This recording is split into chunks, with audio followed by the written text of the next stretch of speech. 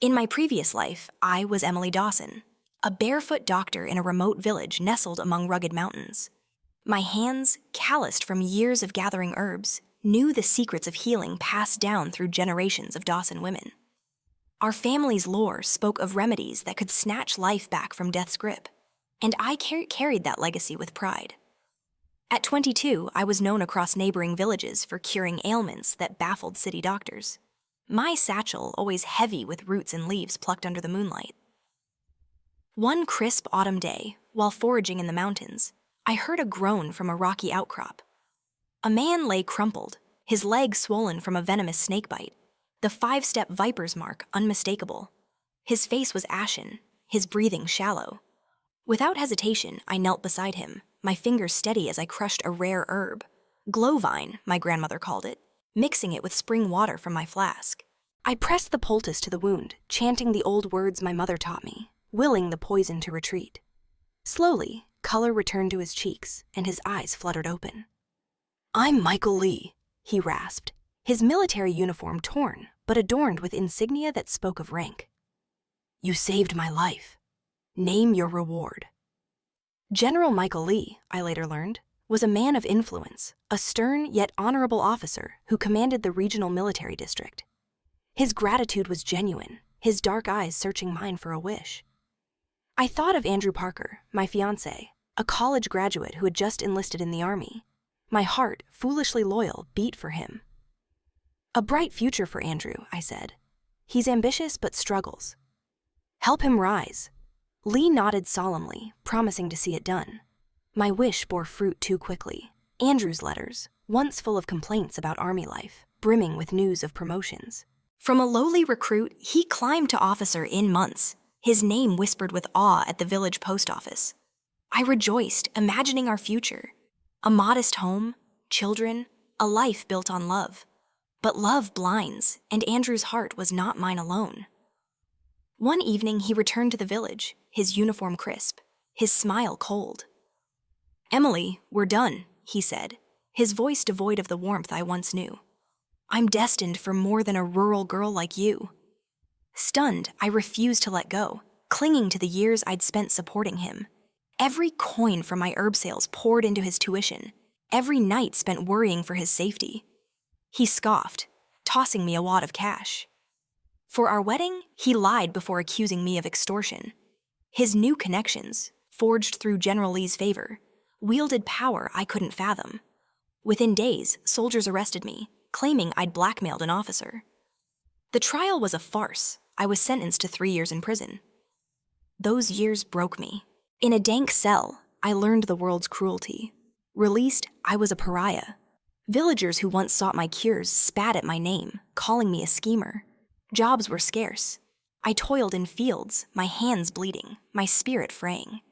Andrew, meanwhile, thrived in the city and married Lisa Warren, a cunning woman from our village who had charmed her way into his life.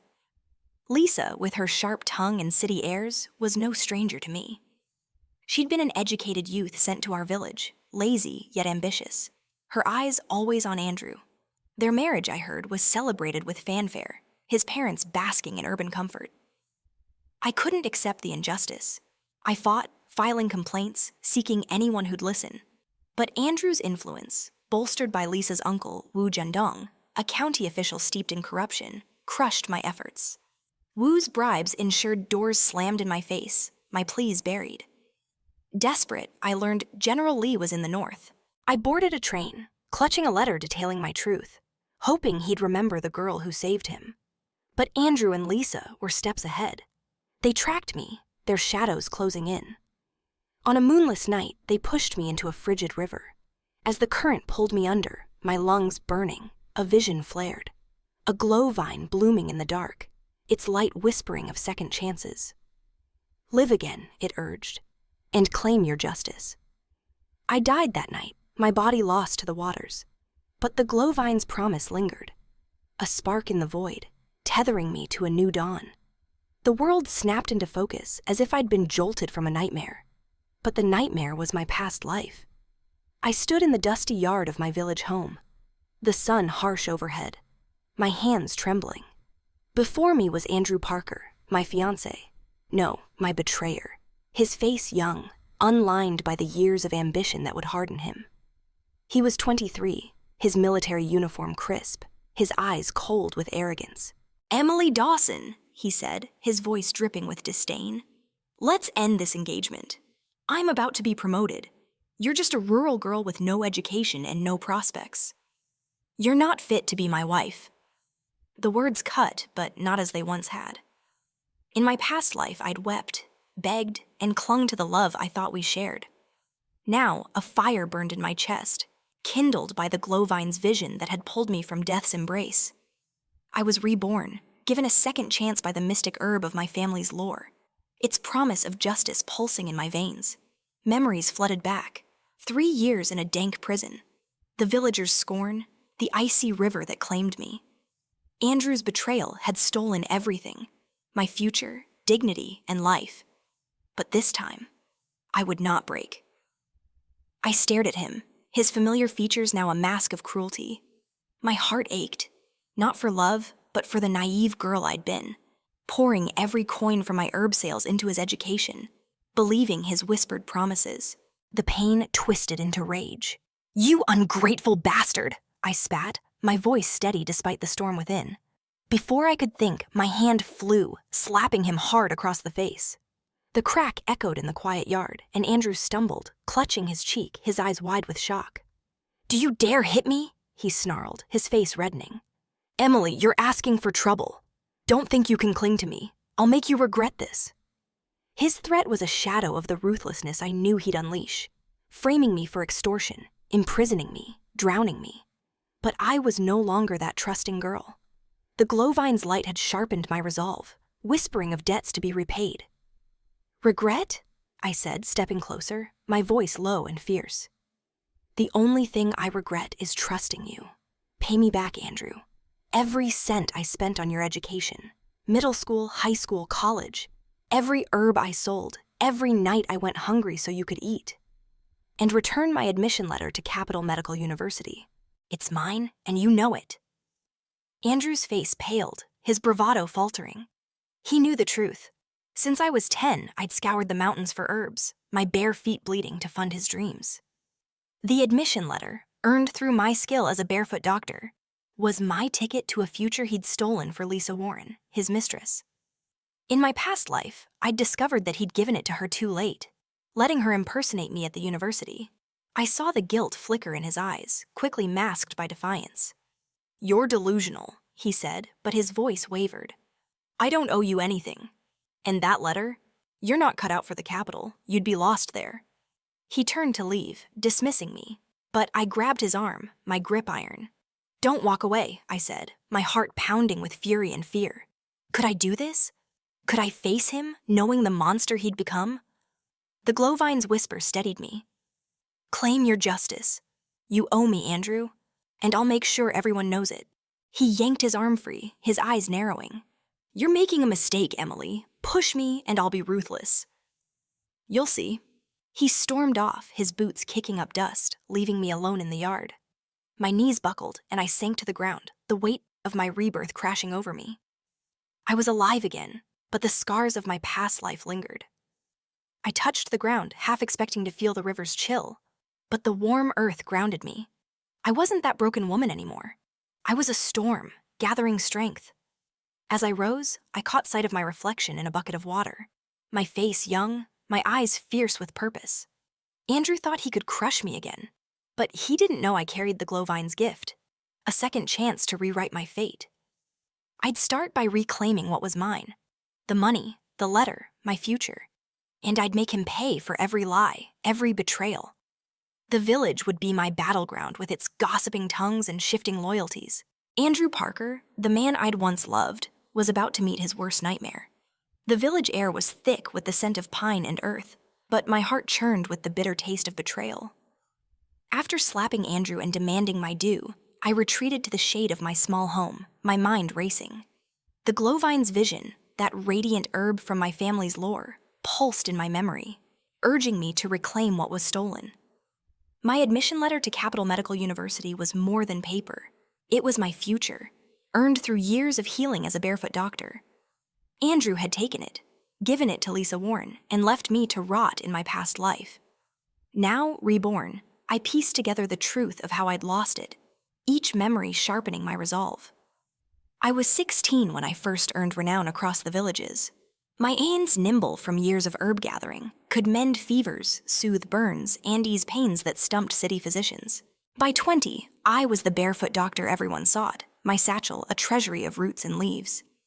That autumn, when I saved General Michael Lee from a viper's bite, he saw more than a village girl. "Your skill is a gift," he said, his voice gruff but kind. "It's wasted here." A month later, a letter arrived. Special admission to Capital Medical University, secured by Lee's influence. I clutched it, dreaming of lecture halls, white coats, and a life beyond the mountains. But love was my undoing. With his easy smile and promises of forever, Andrew Parker held my heart. His mother, Margaret Parker, was a widow who wore her hardships like a crown, always hinting at debts and struggles. When she fell ill, struck by a fever that left her bedridden, Andrew returned from the army, his eyes desperate. "Emily, she's all I have," he pleaded. "You're a healer. Save her." The university's start date loomed, but I couldn't abandon him. I set the letter aside, telling myself I'd go next year, and devoted myself to Margaret's care. Days blurred into weeks. I brewed tonics, sat by her bedside, and watched her grow stronger. Margaret's gratitude was syrupy, her smiles calculated. She'd say, "Your family, Emily," but her eyes darted to my pension checks. My parents' martyr benefits meant for me alone. I ignored the signs, blinded by duty. When Margaret recovered, I expected relief, perhaps a chance to reclaim my dream. Instead, Andrew grew distant, his letters sparse. Then came his promotion, courtesy of General Lee's favor and his betrayal. I learned the truth too late in my past life. Andrew had stolen my admission letter and passed it to Lisa Warren, who used my name to enroll at the university. Lisa, with her lazy habits and sharp ambition, was no healer. She'd been an educated youth sent to our village, more interested in gossip than work. Her uncle, Wu Jandong, a corrupt county official, likely smoothed her path, but the letter was mine. When I confronted Andrew, he framed me for extortion, landing me in prison. My appeals were crushed, my voice silenced by Wu's influence. I died chasing justice, drowned by Andrew and Lisa's hands. Now, reborn, I sat on my cot, the glowvine's light flickering in my mind's eye. It wasn't just a vision. It was my family's legacy, a power that had saved lives and now saved mine. I traced the scars on my hands, earned from years of foraging to fund Andrew's education. The pain of my sacrifice stung, but so did my guilt. Why had I given up so much? Love had made me weak, but this second chance made me fierce. I couldn't undo the past, but I could rewrite the future. Margaret's role gnawed at me. She wasn't just complicit, she'd profited. My parents, martyrs who died saving hers, left me a pension she'd hoarded, buying her family new clothes while I wore rags. Her sweetness was a mask for greed, her loyalty to Andrew absolute. I saw her now, bustling in the village square, her voice loud with false warmth. She'd enabled Andrew's theft, perhaps even suggested it. The thought fueled my anger and my fear. Could I outsmart her cunning? I rose, my resolve hardening. The glowvine's whisper was clear. Reclaim your dream. The admission letter was my first step, but I'd need more than demands. Andrew and Margaret were snakes, and Lisa was their venom. I'd have to play their game, but smarter. The village, with its watchful eyes, would be my stage. I'd expose their lies, starting with Andrew's debt to me. My heart raced, not just with a vengeance, but a flicker of hope. Maybe, just maybe, I could become the doctor I was meant to be.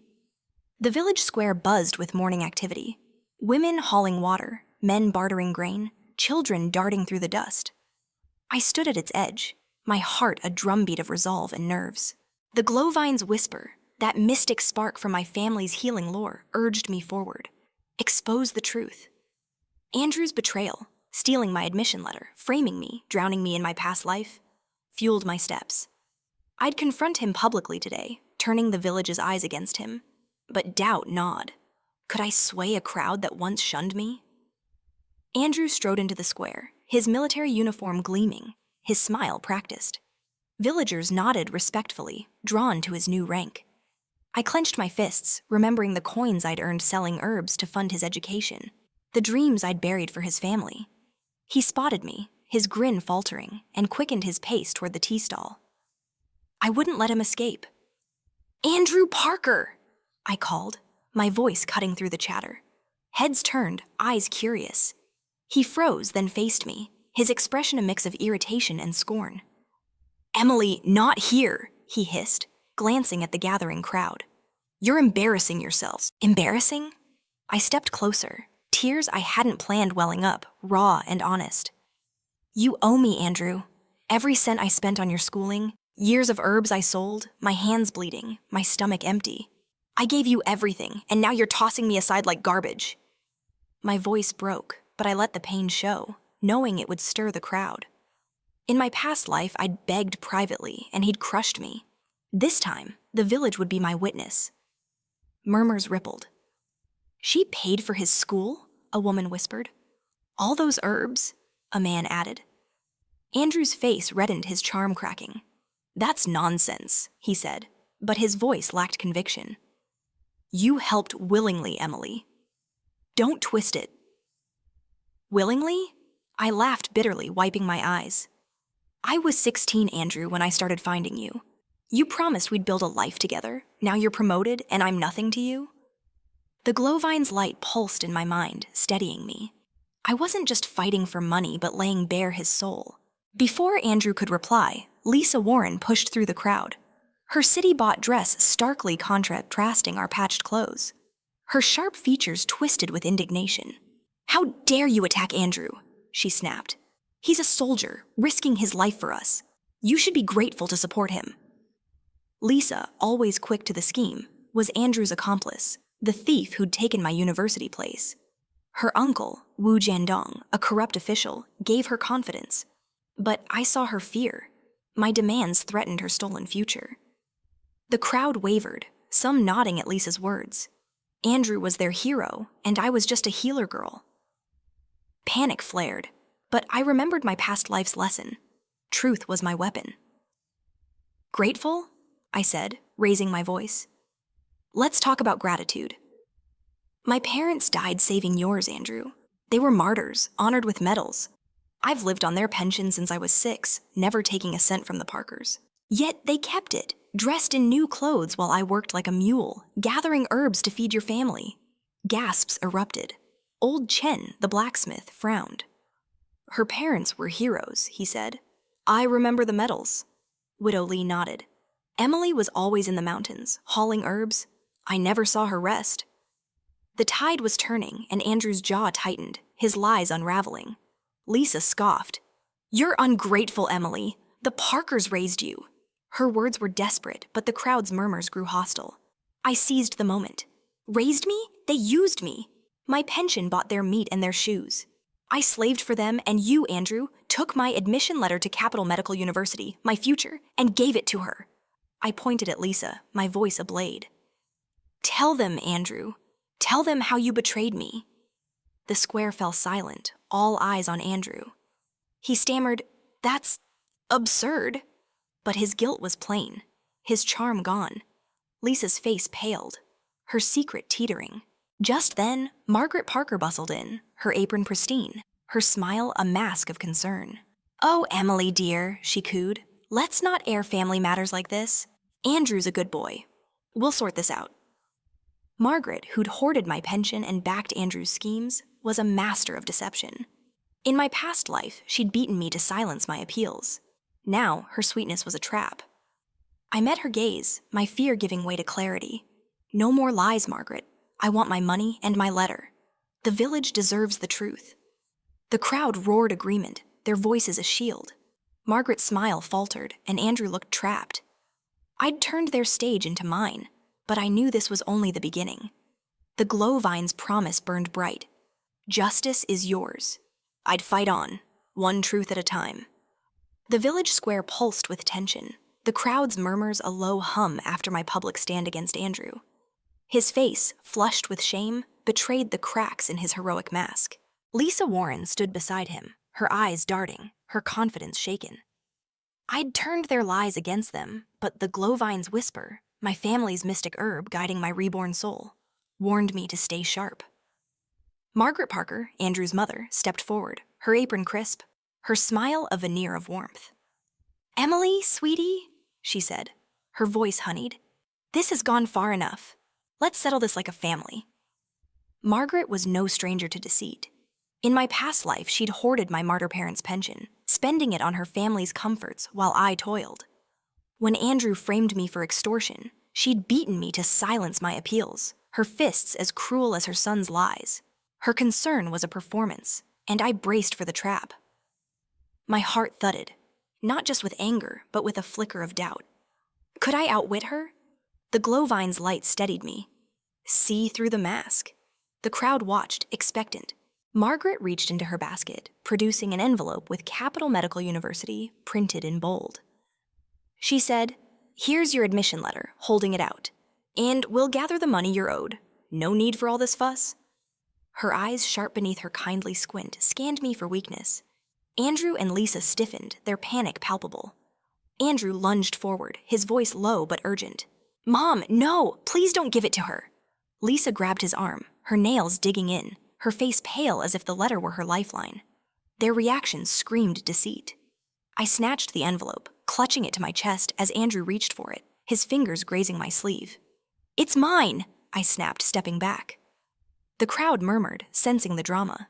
Margaret raised her hands, feigning mediation. "Now, Andrew, let Emily have it. We're doing right by her." Her tone was soothing, but her glance at Andrew held a silent command. Lisa's lips trembled, her eyes locked on the envelope. Why were they so desperate? I backed away, the crowd parting. "I'll check this myself," I said, my voice firm despite the tremor in my hands. Margaret's smile tightened, a crack in her facade. "Of course, dear," she said, but her fingers twitched, betraying her nerves. I hurried home, the envelope burning in my grip, the glowvine's whisper urging caution. "Look closer." In my dim room, I sat at the rickety table, my breath uneven. The confrontation had drained me, but it also lit a fire.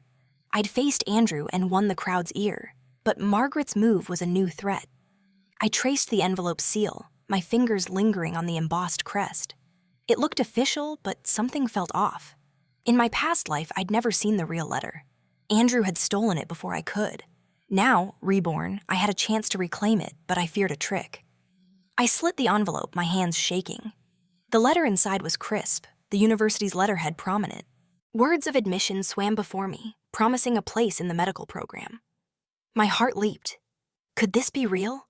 But as I tilted the paper, the seal caught the light, its edges blurry, the ink smudged. My stomach dropped.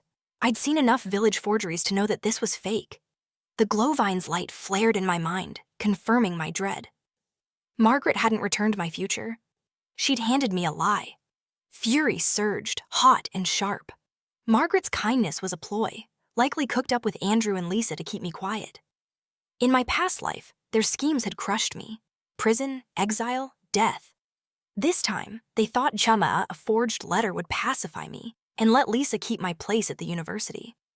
I pictured Margaret's smug face, years of stealing my pension, and loyalty to Andrew's ambition.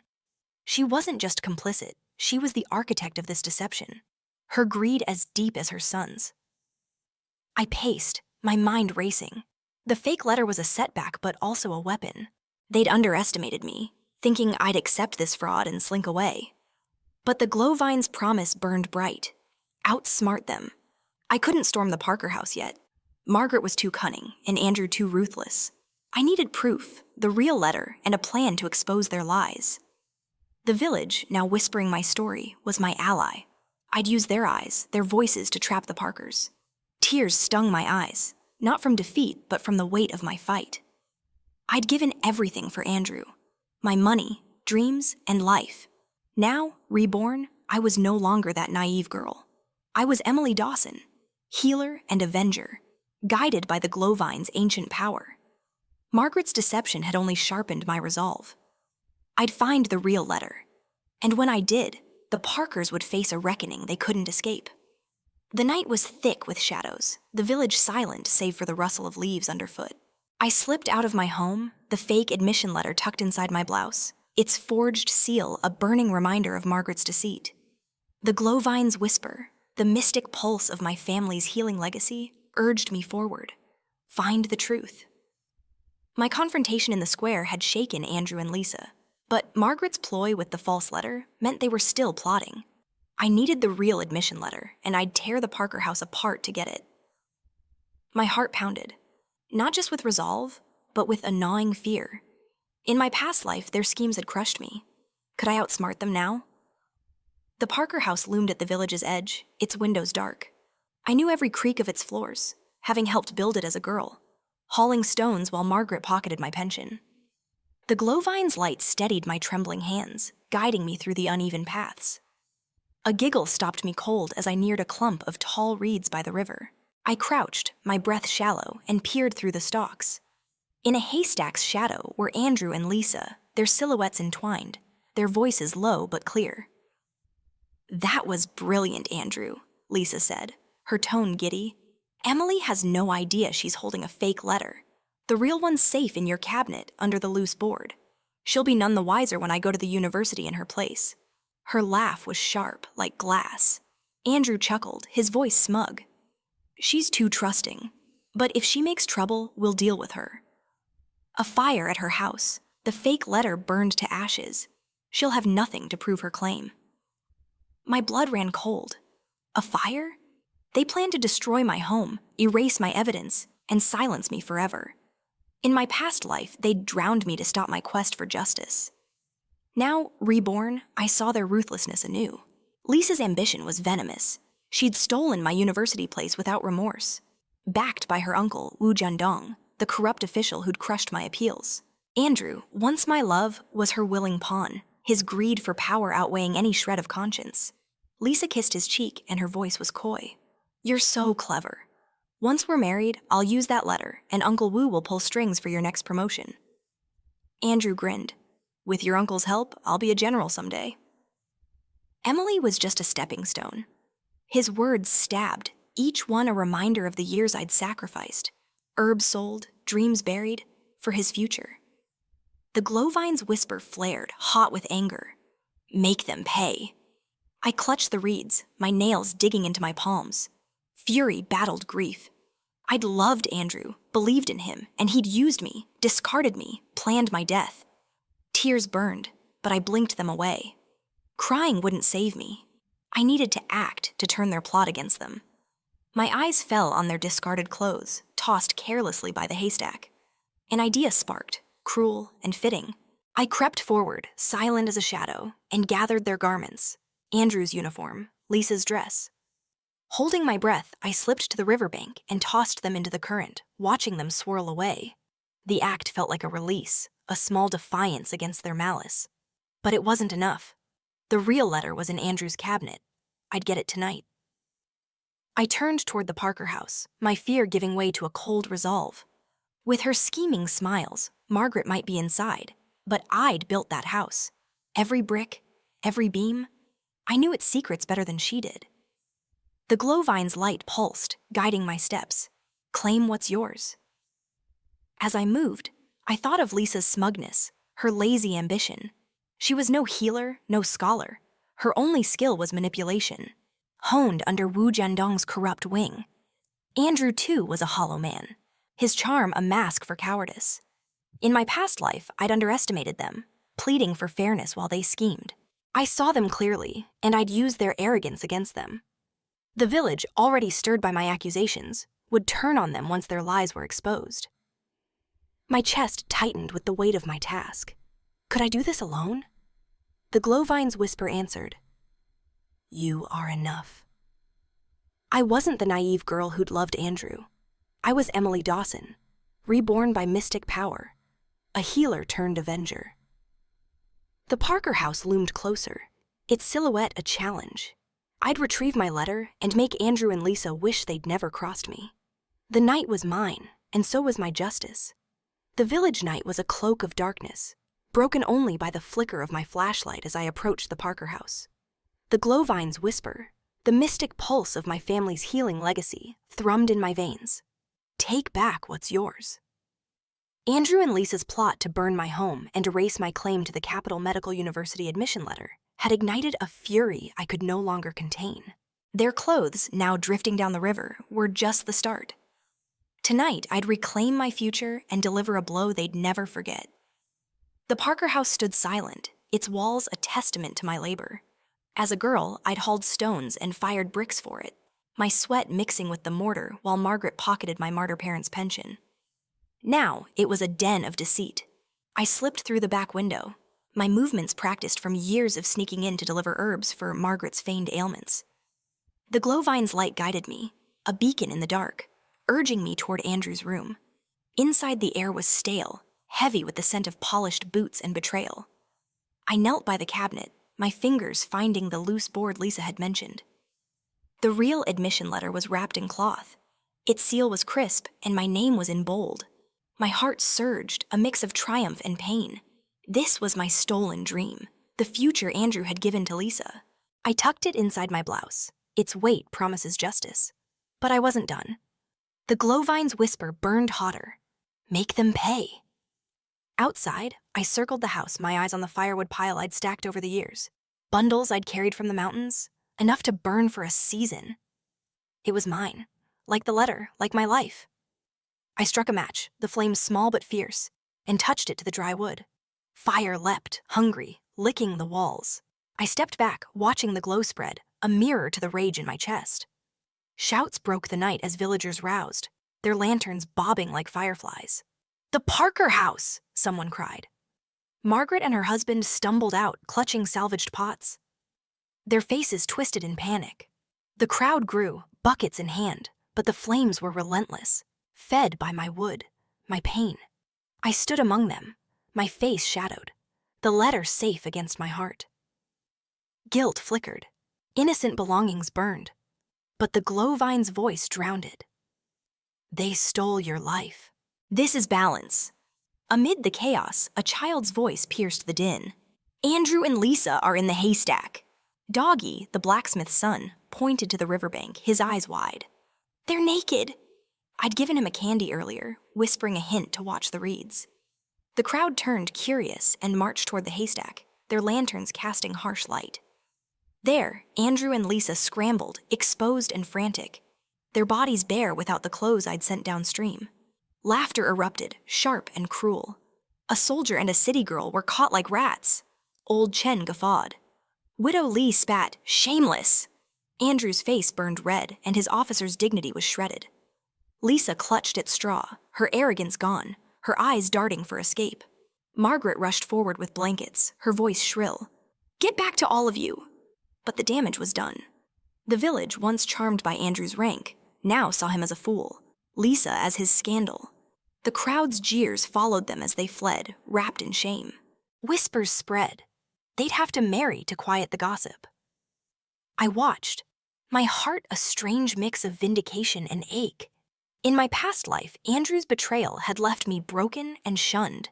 Now, I'd turned their deceit against them, using the village's eyes as my weapon. But the ache lingered, for the girl I'd been, who'd loved him and built this house now crumbling in flames. Margaret's wails echoed as the fire consumed her home. I felt no pity. She'd orchestrated the fake letter, enabled Andrew's theft, and lived off my pension while I starved. Her greed had fueled this reckoning. Andrew and Lisa, humiliated, would face a rushed wedding, their reputations in tatters. But I knew they weren't finished. The real letter was mine, but their desperation would grow. The glowvine's whisper urged vigilance. Stay sharp. I slipped away, the fire's glow fading behind me. The letter pressed against my chest, a tangible piece of my future. I'd won this battle, but the war wasn't over. Andrew's ambition, Lisa's cunning, Margaret's schemes, they'd strike back. My hands trembled, not from fear but from the weight of my new self. I was Emily Dawson, healer turned avenger, reborn by mystic power. The village had seen my strength, and soon the Parkers would feel its full force. The village plaza buzzed with forced festivity, paper lanterns swaying over tables laden with rice and pork. Andrew and Lisa's wedding, rushed to quell the haystack scandal, was a hollow spectacle. I stood among the villagers, the real admission letter hidden in my blouse. its crisp seal a quiet triumph.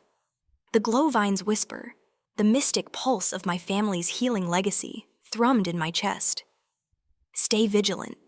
The fire I'd set to the Parker house and the public shaming of Andrew and Lisa had struck deep, but I knew their venom. In my past life, they'd framed me for extortion, landing me in prison. Today, I sensed a new trap. In an ill-fitting suit, Andrew forced a smile as he toasted guests, his eyes hollow. Lisa, her face powdered to hide her shame, clung to his arm, her city-bought dress clashing with the village dust. Margaret Parker moved through the crowd, her apron swapped for a silk shawl, her smile as false as the letter she'd given me. She'd lived off my martyr parents' pension for years, her greed fueling Andrew's betrayal. With their house in ashes, she was desperate to restore her family's standing, and I was her target.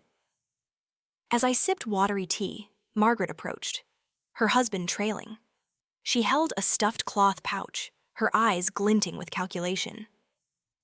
"Emily, dear," she said, loud enough for nearby villagers to hear, "here's the money you requested. Enemies should be settled, not deepened. Let's put this behind us." She pressed the pouch into my hands, her fingers lingering, her voice dripping with feigned sincerity. The crowd murmured, some nodding approvingly at her gesture. I opened the pouch, revealing a staggering sum of 10 bundles of cash, 100,000 yuan. My heart sank. In my past life, Andrew had accused me of extorting 30,000 yuan, securing my 3-year sentence. This amount, over 3 times larger, was no repayment. It was a noose. The glowvine's whisper flared, sharp with a warning. It's a lie. Margaret's kindness was a performance, likely orchestrated with Andrew and Lisa to frame me again, this time for a life sentence. I counted the bills aloud, my voice steady, letting the crowd see the money. "Generous," I said, meeting Margaret's gaze, "but I'll verify it." Her smile twitched, a crack in her facade. I pocketed the pouch and turned away, my mind racing. The wedding continued, and Lisa sneered as she passed. "Still got an appetite after all this?" she taunted. I ignored her, my thoughts on the trap. The glowvine's light urged caution but also defiance. I'd survived their schemes before, reborn to fight, but doubt crept in. Could I escape this net woven with Wu Jandong's corrupt influence? As the banquet wound, a car's rumble cut through the chatter. Villagers parted as a group of officers strode in, led by a man with a stern face and captain's badge.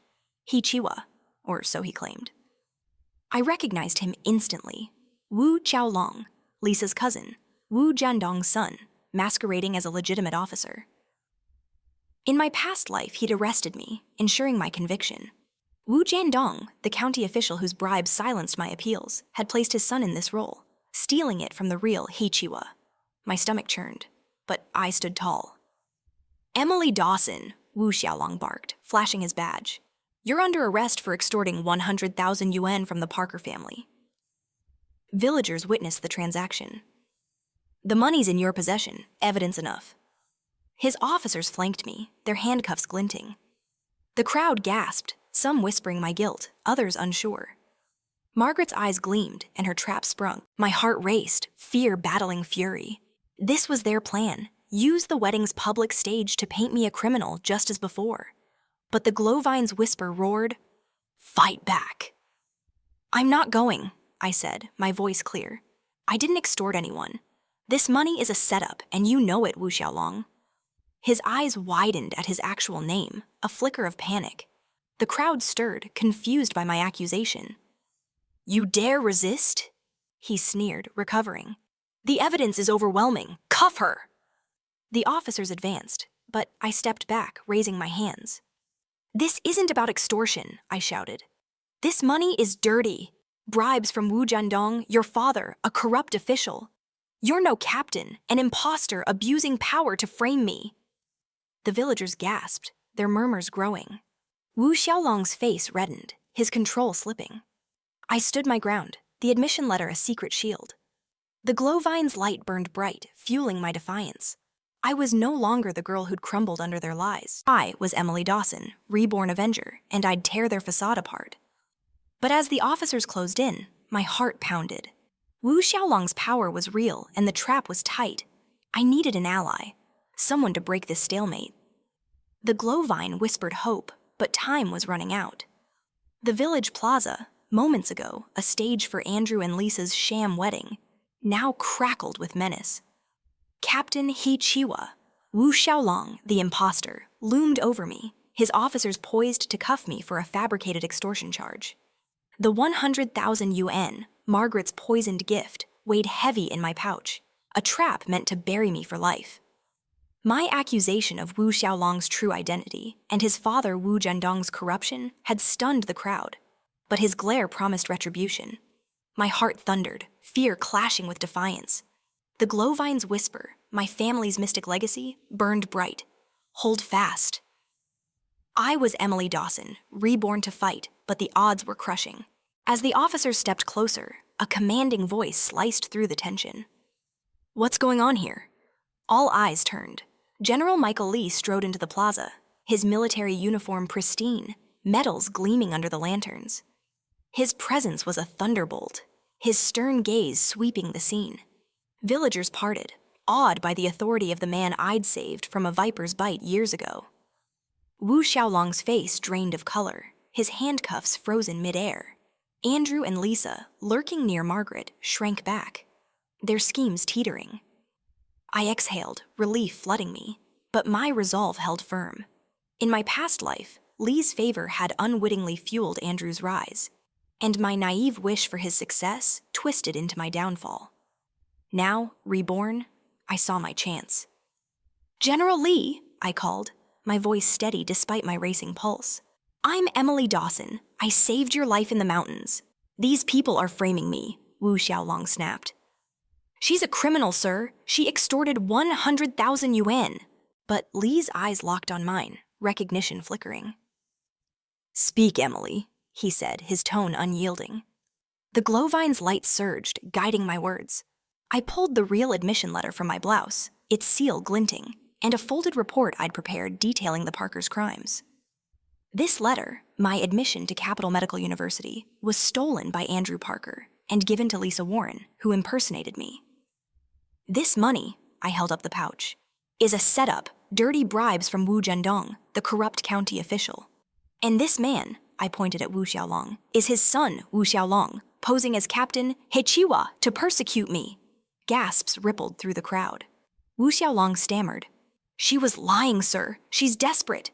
But his voice cracked, his imposter's mask slipping. Andrew's face was ashen, and Lisa's eyes were wild and frightened. Margaret clutched her shawl, her feigned innocence crumbling. Lee took the letter and report, his brow furrowing as he scanned them. These are serious charges, he said, his voice low but lethal. Who is the victim here? I stepped forward, my hands trembling but my voice clear. I am, sir. Andrew used me, took my money for his education, and then betrayed me. Lisa stole my future. Wu Jandong's corruption silenced my appeals in my past. I caught myself, the glowvine's whisper urging caution. They've conspired to destroy me, and Wu Xiaolong's false authority is their weapon.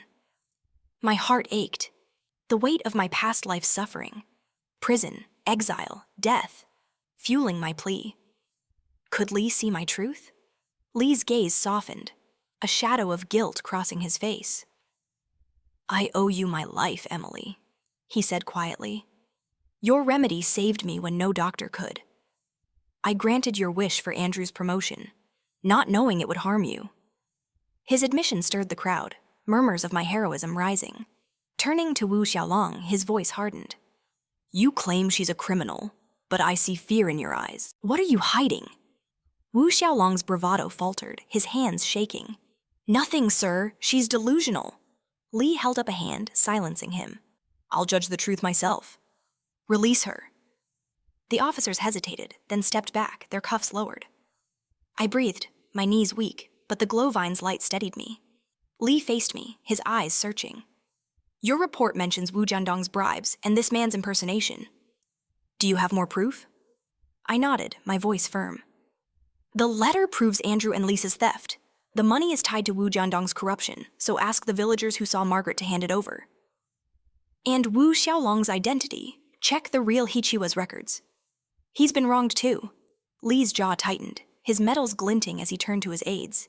"Detain this man," he ordered, pointing at Wu Xiaolong. "And secure the Parkers. I'm launching an investigation tonight." The crowd erupted, some cheering, others whispering in shock. Wu Xiaolong's face crumpled, his power stripped. Andrew and Lisa clung to each other, their futures unraveling. Margaret's wails pierced the air, her scheming exposed. I stood tall, the admission letter my shield, the glowvines whisper my guide. Justice begins. But my heart trembled. Li's intervention was a lifeline, yet the fight wasn't over. I'd exposed the rot, but Wu Jandong's reach was long. I needed to trust Li and myself to see this through.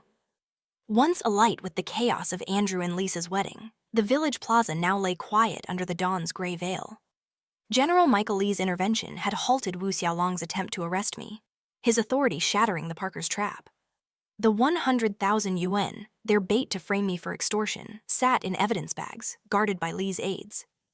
The real admission letter to Capital Medical University, reclaimed from Andrew's deceit, rested in my hands, its weight a fragile hope. The glowvines whisper, my family's mystic legacy, pulsed softly. Truth prevails. Yet my heart trembled. Relief warred with fear. Could Li's investigation dismantle Wu Jandong's corrupt empire? Or would I face retaliation? Li's investigation moved with relentless precision. He summoned records and witnesses from a makeshift command post in the village office. His aides, sharp-eyed officers, pored over financial ledgers seized from Wu Jandong's county office, uncovering a web of fake contracts. Jandong, Lisa's uncle, had siphoned public funds through sham construction deals, amassing bribes that fueled his influence. The 100,000 yuan, Li confirmed, traced to one such deal, a payoff from a contractor funneled through Margaret to trap me. Villagers summoned as witnesses corroborated Margaret's public handover of the money, their testimony sealing her intent. Wu Xiaolong's imposture unraveled next. Li contacted the real Heiqiwa, a wronged officer sidelined by Jandong's machinations. Heiqiwa's records, cross-checked with military archives, exposed Wu Xiaolong as Jandong's son, who'd stolen the captain's identity to wield unchecked power. Xiaolong, detained in a guarded room, slumped in silence, his bravado gone. Andrew and Lisa, confined nearby, faced scrutiny over the stolen letter. University officials, reached by telegram, confirmed Lisa's enrollment under my name, her forged credentials crumbling against my letter's authentic seal. Li called me to the office at midday, his face etched with resolve and regret. "Emily," he said, his voice low, "your report was meticulous. Jandong's corruption, Xiaolong's fraud, the Parkers' theft, it's all coming to light." He paused, his eyes meeting mine. "I failed you once, granting Andrew's promotions without seeing his character. Your courage has righted that wrong." His guilt, raw and earnest, stirred my own emotions. In my past life, I'd died chasing his help, drowned by Andrew's hands. Now, reborn, I stood before him, my second chance, a miracle of the glowvine's power. I swallowed, my throat tight. "I was afraid, sir," I admitted, my voice barely above a whisper. "They took everything. My future, my name. Even now, I wonder if I'm strong enough for the university, for this fight." The glowvine's whisper soothed me, a gentle reminder of my healer's roots, but doubt lingered. Li's gaze softened, fatherly yet firm. "You saved my life with skill no doctor matched," he said. "You've faced liars and tyrants with a healer's heart and a warrior's spine. The university will be lucky to have you." His words kindled a spark of confidence, but my heart ached for the years lost. I clutched the letter, its edges worn from my grip. "What happens now?" I asked. Li outlined the following steps. Jandong's accounts were frozen, and his allies were under scrutiny. Xiaolong faced charges of impersonation, and Andrew and Lisa were charged with fraud and conspiracy. Margaret's role, though less formal, would be probed for abetting. "Justice will be thorough," Li assured. "You've exposed a rot that reaches beyond this village.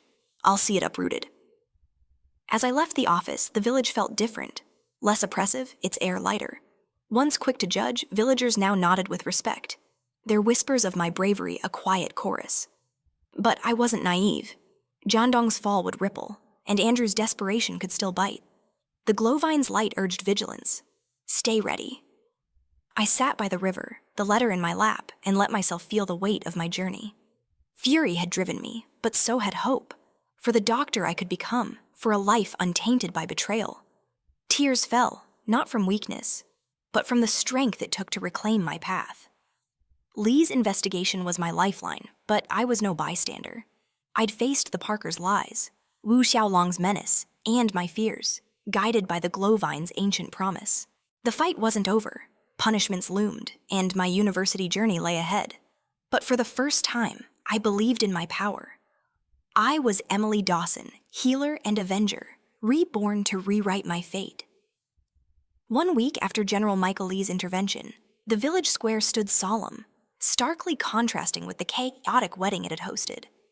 A wooden platform held Lee and his aides, their uniforms crisp as villagers gathered, their murmurs heavy with anticipation. I stood at the crowd's edge, the Capital Medical University admission letter tucked inside my blouse, its seal a quiet victory. The glowvine's whisper, my family's mystic legacy, hummed softly. Justice is yours. My heart swelled with relief, yet a shadow of fear lingered. Wu Jandong's corruption had loomed large. Could his downfall truly free me? Lee stepped forward, his voice resonant. The investigation is complete, he declared. Wu Jandong, a former county official, is guilty of corruption and bribery, siphoning public funds through fake contracts. He's expelled from the party and sentenced to 15 years in prison. His assets are seized. Gasps rippled through the crowd. Jandong, Lisa's uncle, crushed my past life's appeals with bribes. Now his empire was dust. Lee continued that Wu Xiaolong, his son, impersonated Captain Heichiwa, abusing authority. He's expelled and sentenced to 3 years for fraud and misconduct. Xiaolong, once menacing in his false badge, was absent and had already been detained. His fall, confirmed by the real Heichiwa's testimony, felt like a chain breaking. Andrew Parker faced Lee's stern gaze next. Parker, for stealing Emily Dawson's admission letter and conspiring with Lisa Warren, is expelled from the military, his rank stripped pending further charges. Standing guard at the platform's side, Andrew sagged, his ambition shattered. Lisa Warren, beside him, trembled as Lee spoke. For identity fraud and conspiracy, Warren faces university expulsion and legal action. Her face, once smug, was pale, her stolen future exposed. Margaret Parker, in the crowd, wept as Lee addressed her. Mrs. Parker abetted these crimes, withholding Emily's survivor benefits. She's ordered to repay every cent. That morning, her face haggard, Margaret had delivered a sack of borrowed cash. My parents' pension, 18 years' worth. I clutched it now, its weight a bittersweet reclaiming. The crowd buzzed, some cheering justice, others stunned by the Parkers' fall. I exhaled, the glowvine's light soothing my racing heart. In my past life, these villains had crushed me. Prison, exile, death by drowning. Reborn, I'd fought back, my healer's hands wielding truth like a scalpel. Yet, as I watched Margaret sob, a pang of sorrow hit. She'd been a second mother, her kitchen once my refuge. Her greed had twisted that bond, but the loss stung. The glowvine whispered, "You are enough." I straightened, letting the pain fuel my resolve. Later, I packed for the university at home, folding clothes beside the letter. The glowvine's vision had guided me through rage and doubt. Its mystic power was a gift from my ancestors. I traced the letter's seal, my dream within reach, yet fear flickered. Could I thrive in the capital's vast halls? Lee's words echoed. The one university will be lucky to have you. I clung to that, my healer's heart ready to learn, heal, and live. As I packed, the village erupted. Lisa's aunt, Wu Jandong's wife, stormed in with her daughter and daughter-in-law, their faces twisted with rage. Jandong's fall had stripped their wealth and their city comforts were seized. Blaming Lisa, they found her in the square, tearing her dress, pummeling her with fists and insults. "You seduced Andrew and dragged us down," they screamed. Lisa's cries, bruised, swollen, abandoned, echoed unanswered. Margaret, once her ally, passed by, her snobbish gaze cold. Lazy and spoiled, Lisa was useless without Jandong's backing, and Margaret's loyalty shifted to survival. I watched from a distance, my bags ready. Lisa's downfall was justice, yet I felt no joy. Her ambition had mirrored Andrew's, but her punishment was raw and public. The glowvine's light urged me forward. Your path is ahead. Their crimes no longer defined me. The university, a new life, awaited. As I turned, the village felt smaller, its weight lifting. I was Emily Dawson, healer and avenger, reborn to claim my future. The village road was dusty under the noon sun, the bus to the capital idling at its edge. My bags, packed with clothes and the Capital Medical University admission letter, rested at my feet. The glowvine's whisper, my family's mystic legacy that had sparked my rebirth, hummed softly. Your future awaits. General Michael Lee's investigation had dismantled Wu Jandong's corruption, stripped Wu Xiaolong's false rank, and expelled Andrew and Lisa from their stolen lives. Margaret had repaid my stolen pension, and a heavy sack funds my journey. Yet a shadow fell across my path as I stood ready to leave. Andrew Parker, disheveled and gaunt, blocked my way. His once crisp uniform was gone, his eyes hollow from his military disgrace. Emily, he rasped, voice trembling. I'm sorry. Lisa seduced me, pushed me to steal your letter, to break our engagement. It was her idea. Her uncle's power blinded me. His plea was desperate, a broken man grasping for redemption. In my past life, his betrayal, framing me, drowning me, had ended my fight. Now, reborn, I saw only cowardice. I started my heart a tangle of old love and new resolve. The glowvine's light steadied me, its whisper sharp. No mercy for liars. You chose betrayal, Andrew, I said coldly. You took my money, my future, my life. In my past life, you and Lisa killed me to silence my truth. General Lee executed you for it. His face crumpled, horror dawning as he realized my rebirth. You came back? He stammered, staggering back. I stepped closer, my voice low. I saved Lee's life and asked for your promotion. You rose because of me, not Lisa's lies about her uncle. You're nothing without my sacrifice. His knees buckled, his soul laid bare. The boy I'd loved was gone, replaced by this pitiful shell. Pity flickered, but I crushed it. Andrew had chosen his path, and I'd chosen mine. From the square, a commotion erupted. Lisa Warren, bruised from her aunt's attack, limped forward, her face swollen, her dress torn. Andrew, she shrieked, spotting him. Your mother says I'm worthless now and wants me gone. After everything I did for you, you let them ruin me. Her voice was raw, her ambition shattered. Andrew's eyes flared with rage. You lied, Lisa. You said your uncle promoted me and used me to steal Emily's future. You're the poison. Lisa's face twisted, her desperation igniting. You begged for my uncle's favor and flirted for my help. You used me. She lunged, a knife flashing in her hand, pulled from her tattered sleeve. The blade plunged into Andrew's chest, blood blooming across his shirt. He gasped, eyes wide, and collapsed, lifeless. Villagers screamed, "Murder!" rushing to subdue Lisa as she wailed, her hands red. The crowd's shouts, "Murder! Murder!" echoed a chaotic requiem. I stood frozen, the glowvine's whisper calm. Their crimes consume them. Anne One Drew's death and Lisa's arrest were the final threads of their downfall, woven by their deceit. I felt no joy, only a quiet release. The girl who'd loved Andrew was gone, replaced by a woman forged in fire and rebirth. Lisa's cries faded as officers dragged her away, her fate sealed by her hand. I turned to the bus, its engine rumbling. The village, once my prison, shrank behind me. The glowvine's light, my guide through this second life, glowed warm. You are free. I boarded, my bags light, my heart heavy with lessons. The capital awaited its lecture halls, a promise of healing, not just for others, but for me. I was Emily Dawson, healer and avenger, reborn by mystic power to claim a future untainted by betrayal. As the bus rolled forward, the village vanished, and I smiled, ready for a life that was mine alone.